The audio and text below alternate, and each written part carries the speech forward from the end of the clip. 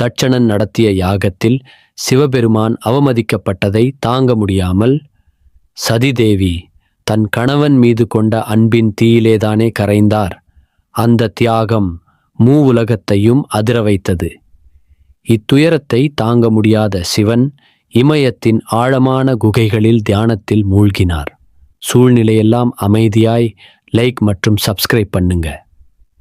அதே நேரத்தில் ஹிமவானுக்கும் மேனாதேவிக்கும் தெய்வீக ஒளியாக ஒரு பெண் குழந்தை பிறந்தாள். அவள் சதிதேவியின் மறுபிறப்பு. அவள் பெயர் பார்வதி. சிறுமி ஆனாலும் மனம் முழுவதும் சிவபெருமான்.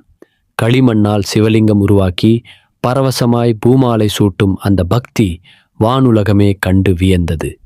சிவனையே கணவராக பெற பார்வதி கடுமையான தவம் மேற்கொண்டாள். காற்றிலும் மழையிலும் பனியிலும் அவள் அசைந்ததே இல்லை. அவள் தவத்தின் ஒளி மலையும் காடும் வானும் உணர்ந்தது. அவள் பக்தியை சோதிக்க சிவன் ஒரு முதிய சாமியார் வேடத்தில் வந்தார். அந்த சமணியன் சிவனை ஏன் மணக்க வேண்டும் என்று கேட்டார். அதற்கு பார்வதி, உயிருள்ளவரை மனம் சிவனில்தான் என்று உறுதியாய் சொன்னாள். அவள் தெளிவையும் தூய பக்தியையும் உணர்ந்த சிவன் தனது உண்மையான ரூபத்தை வெளிப்படுத்தினார். மின்மிணக்கும் ஒளி தண்ட உருவத்தில் அதிரும் ஞானஸ்வரூபம். பார்வதி நமஸ்கரித்து நிற்க தெய்வீக சங்கமம் நெருங்கியது. தேவர்கள் அனைவரும் கேலக்கட்டுண்டோ பிரம்மாண்டமான திருமண தயாரிப்புகளில் மும்முரமாயிருந்தனர். 3 கந்தர்வர்களின் இசை, அப்பசரஸ்களின் நடனம். வானுலகம் பண்டிகை போல ஜொலித்தது. சிவன் தனது அணிவகுப்போடு வந்தார்.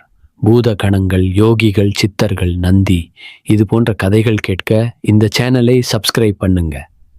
அந்த யாத்திரை தெய்வத்தின் பெருமையோடு நிறைந்தது. அந்த பக்கம் பார்வதி தேவி சிவந்த புடவையில் பிரகாசித்தாள். அவள் அலங்காரம் தேவலோகமும் மயங்கும் அளவு தெய்வீகமாக இருந்தது. இமயமலையின் நடுவே மந்திரங்கள் முழங்க சிவன் பார்வதியின் கழுத்தில் தாய்த்திரு கட்டினார். அந்த கணம் மும்மூர்த்திகளும் தேவர்களும் மலர்மழை பொழிந்து ஆசீர்வதித்தனர். இரு தெய்வங்களின் இணைவு உலகத்துக்கு அமைதியும் சக்தியும் அளித்தது. இது ஒரு திருமணம் மட்டுமல்ல, அன்பும் பக்தியும் தியாகமும் சேர்ந்த தெய்வீக வரலாறு.